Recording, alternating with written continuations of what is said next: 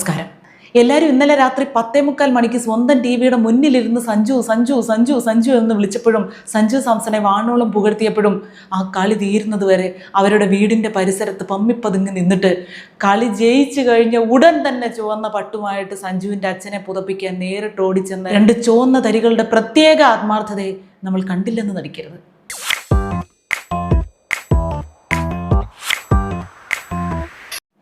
ദേശീയ പതാകയാണ് പുതപ്പിക്കേണ്ടിയിരുന്നത് എന്ന വിമർശനം പലരിൽ നിന്നും ഉയരുന്നുണ്ട് എന്നെനിക്കറിയാം. പക്ഷെ നമ്മളൊന്ന് മനസ്സിലാക്കണം, അവരുടെ കയ്യിലുള്ളതല്ലേ അവർക്ക് കൊടുക്കാൻ പറ്റുള്ളൂ. ഈ ഒരു സാധനം അവരുടെ സ്റ്റോക്കുള്ളൂ. രാജ്യസ്നേഹം എന്നത് എന്താണെന്ന് അറിവില്ലാത്തത് കൊണ്ട് ദേശീയ പതാകയാണ് അവിടെ പുതപ്പിക്കേണ്ടത് എന്ന അറിവും അവർക്കില്ലായിരുന്നു. ദേശീയ പതാകയും കയ്യിലില്ലായിരുന്നു. ചോപ്പ് കരമുണ്ട്, ചുവന്ന പുതപ്പ്, ചുവന്ന ഷർട്ട്, ചോപ്പിൽ കുളിച്ച് നിൽക്കുകയാണല്ലോ റഹീമിക്ക. ഇംഗ്ലീഷിൽ എന്തെങ്കിലും രണ്ട് ഡയലോഗ് കൂടെ കാച്ചിക്ക, അവർ എന്റർടൈൻമെന്റ് ആയിക്കോട്ടെ. ബേബിച്ചായോ അഖിലേന്ത്യാ സെക്രട്ടറിയാണ് കേട്ടോ. വിഴിഞ്ഞത്ത് മാത്രം ഒതുങ്ങി നിന്നാ പോരാ, ഇന്ത്യയിലുള്ള സകല കളിക്കാരുടെയും വീടുകളിൽ അങ്ങ് ചെന്ന് ഇതേപോലെ ഓരോ പുതപ്പണിയണം. നൈസായിട്ടൊരു രാഷ്ട്രീയ ലാഭം ഉണ്ടാക്കാനുള്ള തത്രപ്പാടാണെന്ന് ആർക്കും ഒരു സംശയമില്ല. ബേബിച്ചായ ഇറങ്ങി തിരിച്ചോ. അപ്പൊ ബേബിച്ചായ ചെല്ലേ പൊയ്ക്കോ. ഇക്ക അവിടെ നിന്ന് നിൽക്കണേ, നമുക്ക് ലേശം പറയാനുണ്ട്. പൊങ്കാല കഴിഞ്ഞ 5ാമത്തെ ദിവസമാണ് നിങ്ങൾ ഈ കാണുന്ന വലിയ നഗരമധ്യത്തിലെ ഒരു പ്രധാനപ്പെട്ട ക്യാമ്പസിനകത്ത് കുന്നുകൂടി കിടക്കുന്ന മാലിന്യമാണ് നിങ്ങൾ കാണുന്നത്. പൊങ്കാല ഇതുവരെ കഴിഞ്ഞില്ല. ദിവസം 5 കഴിഞ്ഞിട്ടും പൊങ്കാല ഇതുവരെ ചിലർക്ക് കഴിഞ്ഞിട്ടില്ല. കഴിഞ്ഞ പൊങ്കാല വരെ പൊങ്കാല അന്നത്തെ ദിവസത്തോടു കൂടി കഴിഞ്ഞിരുന്നു. പക്ഷേ കോർപ്പറേഷൻ ഭരണം മാറിയത് കൊണ്ട് പൊങ്കാല വലിച്ചു നീട്ടാവുന്നിടത്തോളം വലിച്ചു നീട്ടും. എന്ത് ഇടപെടലാണ് നഗരസഭ നടത്തിയത്? അപ്പൊ എന്ത് ഇടപെടലാണ് കോർപ്പറേഷൻ ഇതിൽ നടത്തിയത്, നഗരസഭ ഇതിൽ നടത്തിയത് എന്ന ചോദ്യത്തിന് പ്രസക്തി ഉണ്ട് എന്നിരിക്കെ തന്നെ ശിവൻകുട്ടി അണ്ണൻ പറഞ്ഞ പ്രകാരമാണെങ്കിൽ കോർപ്പറേഷനെ നിയന്ത്രിക്കാനുള്ള അധികാരവും ഇവിടെ സർക്കാരിനുണ്ട്, ഉത്തരവാദിത്വം സർക്കാരിനുണ്ട്. അപ്പൊ സർക്കാർ എന്ത് ഇടപെടലാണ് ഇതിൽ നടത്തിയത്? ശിവൻകുട്ടി അദ്ദേഹം മാസ്കും വെച്ചുകൊണ്ട് അവിടെ വൃത്തിയാക്കുന്ന പെണ്ണുങ്ങളെ ബുദ്ധിമുട്ടിക്കാൻ വേണ്ടി പുറകിൽ കയ്യും കെട്ടി നിന്നിട്ട് ചവറൊന്നും നീങ്ങിയില്ലേ?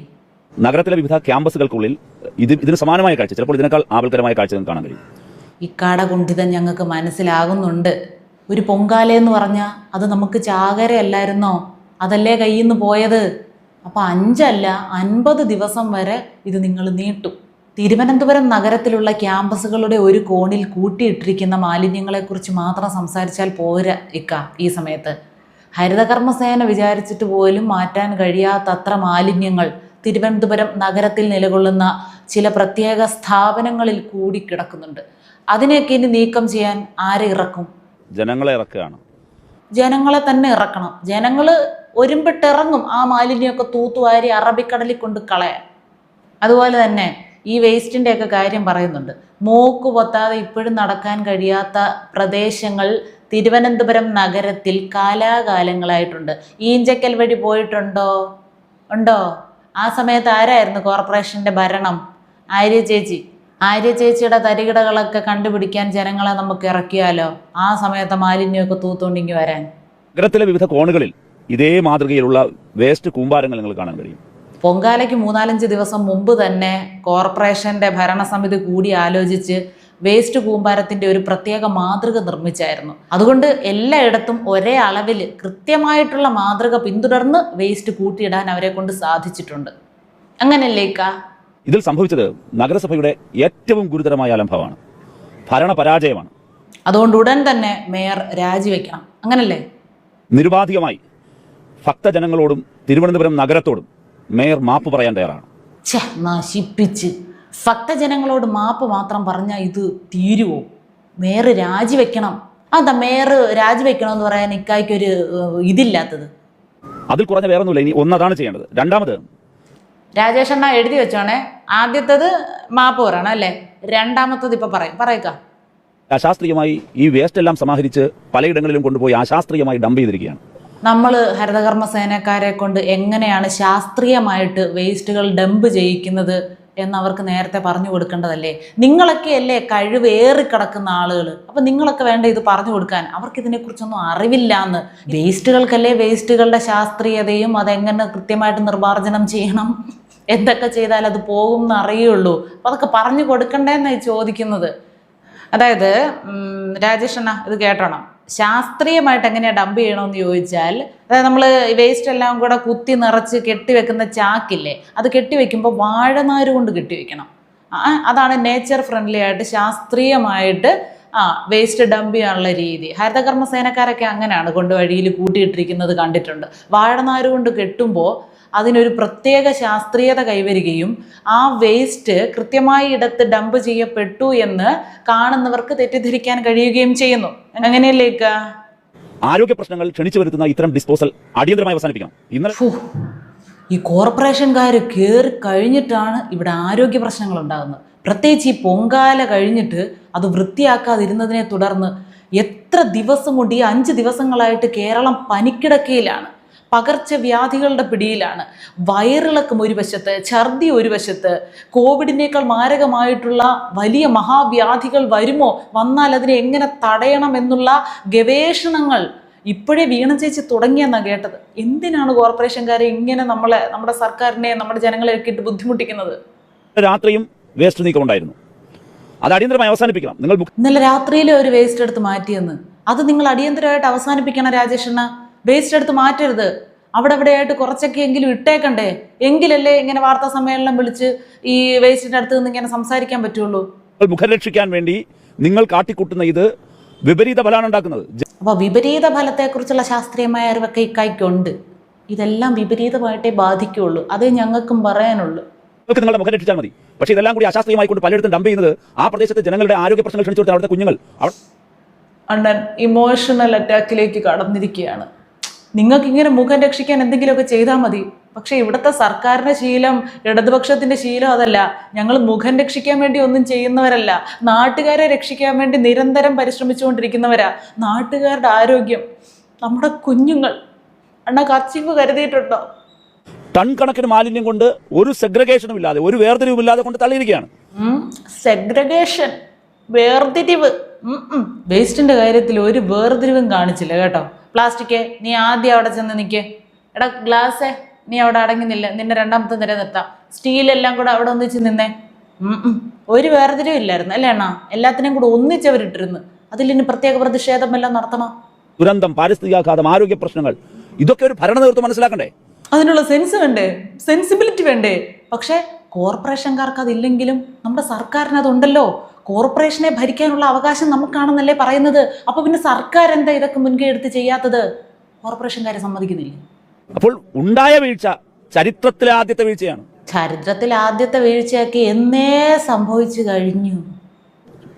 പിഴച്ച ചുവടുകളാണ്, പിഴയ്ക്കുന്ന ചുവടുകളാണ് നഗരസഭാ മേയർ വെച്ചുകൊണ്ടിരിക്കുന്നത്. കുറെ പിഴച്ചവന്മാരുടെ ചുവടുകൾ കൊണ്ട് കേരളം മൊത്തത്തിൽ ഇപ്പൊ അതപ്പതിച്ചുകൊണ്ടിരിക്കുക, നശിച്ചുകൊണ്ടിരിക്കുക.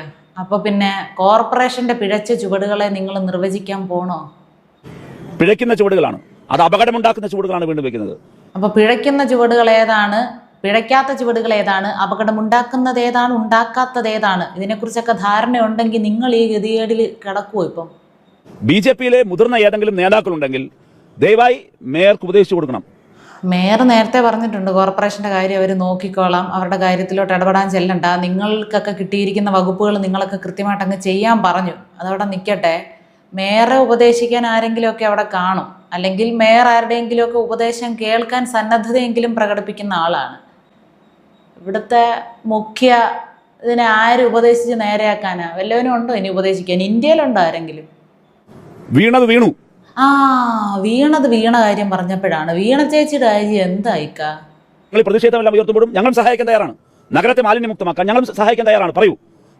വേണ്ടെന്നേ, അതൊക്കെ ബുദ്ധിമുട്ടാകത്തില്ലേ? ഒന്നാമത് വെറുതെ ഇരുന്ന് ക്ഷീണിച്ചിരിക്കുക, അതിൻ്റെ കൂടെ ഇനി അവിടെ ചെന്ന് പുറകെ കൈയും കെട്ടി മാസ്കും വെച്ചുകൊണ്ട് നിന്ന് പിന്നെ ക്ഷീണിക്കണ്ട. 1-2 പേര് അവിടെ ചെന്ന് എത്തി വലിഞ്ഞ് നോക്കി നിന്നതിൻ്റെ പേരിലാണ് ഞങ്ങളാണ് ഇവിടെ മുഴുവൻ ക്ലീൻ ചെയ്തത് എന്നുള്ള പ്രചാരണം നിങ്ങൾ നടത്തിയത്. പിന്നെ എവിടെ ചെന്ന് നിന്നാലും അവിടെ കൂടുതൽ വൃത്തികേടാക്കുന്നതാണല്ലോ നമ്മുടെ ശീലം. അതുകൊണ്ട് തന്നെ ആരും വൃത്തിയാക്കാൻ വിളിക്കുമെന്ന് വിചാരിക്കുന്നില്ല. ചോദിച്ചു നോക്ക്, ഞങ്ങളും കൂടെ കൂടിക്കോട്ടെ. അങ്ങനെ വളരെ നല്ലൊരു ഭരണനേതൃത്വമായി മാറി ഭരണനേതൃത്വം ചെയ്യേണ്ടതെല്ലാം ശാസ്ത്രീയമായി ജനങ്ങൾക്ക് പ്രയാസമുണ്ടാകാതെ. ഇത്രയും വർഷം കേരളം തുടർച്ചയായിട്ട് ഭരിച്ച് മൊത്തത്തിൽ വെളുപ്പിച്ച് വൃത്തിയാക്കി വെളുപ്പിച്ച ആ ഒരു പ്രസ്ഥാനത്തിൻ്റെ വക്താവ് എന്ന നിലയിൽ ഉപദേശിക്കാൻ ആളാണ്. വേണമെങ്കിൽ രാജേഷണ്ണന് ഇതൊക്കെ ചെവിക്കൊള്ളാതിരിക്കാം കേട്ടോ. ഞാനിപ്പോൾ അതാണ് എനിക്ക് ആവശ്യപ്പെടാനുള്ളത്. 5-6 ദിവസമായിട്ട് അണ്ണൻ ഇത്രയും ഒരു ഗ്ലാസ് കുടിവെള്ളം പോലും ആരോടും ആവശ്യപ്പെടുന്നില്ല. അണ്ണൻ ഇപ്പം ഈ ഒരു ആവശ്യം മാത്രമേ ഉള്ളൂ. എത്രയും പെട്ടെന്ന് എൻ്റെ നാട്ടിലെ ജനങ്ങളുടെ ആരോഗ്യം സംരക്ഷിക്കണം.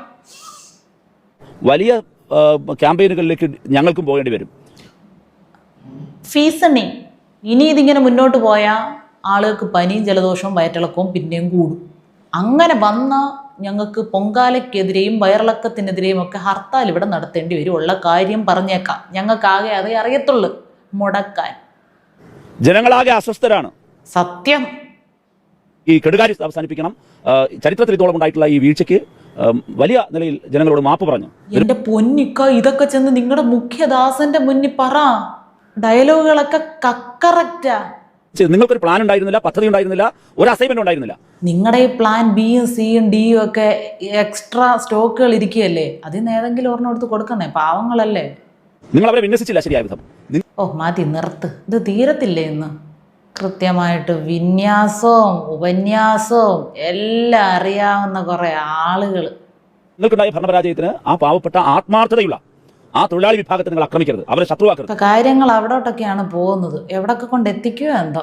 തൊഴിലാളികളെ, പാവപ്പെട്ട തൊഴിലാളികളെ നിങ്ങൾ ആക്രമിക്കരുതെന്നോ? ആരക്രമിച്ച്? നിർത്തിപ്പോ. അയൽ രാജ്യങ്ങളിലോ അയൽ സംസ്ഥാനങ്ങളിലോ ഒക്കെ കരയാൻ ആളെ ആവശ്യമുണ്ടോ എന്ന് ചെന്ന് തപ്പ്. എന്നിട്ട് അവിടെ ചെന്ന് നിന്ന് മോങ്ങ്. പൊങ്കാലയും കഴിഞ്ഞ് ആളുകൾ ആ നഗരത്തിൽ അവരുടെ സാധാരണ ജീവിതവും തുടങ്ങി ഒരു പ്രശ്നമില്ലാതെ മുന്നോട്ട് പോകുന്നു. 2-3 മീഡിയക്കാരെ വിളിച്ചു വരുത്തി നിർത്തിക്കൊണ്ട് 5-6 എണ്ണത്തിനെ പുറയിലും നിരത്തി നിർത്തി. ഇത് തന്നെ ഇനി 19 ദിവസം.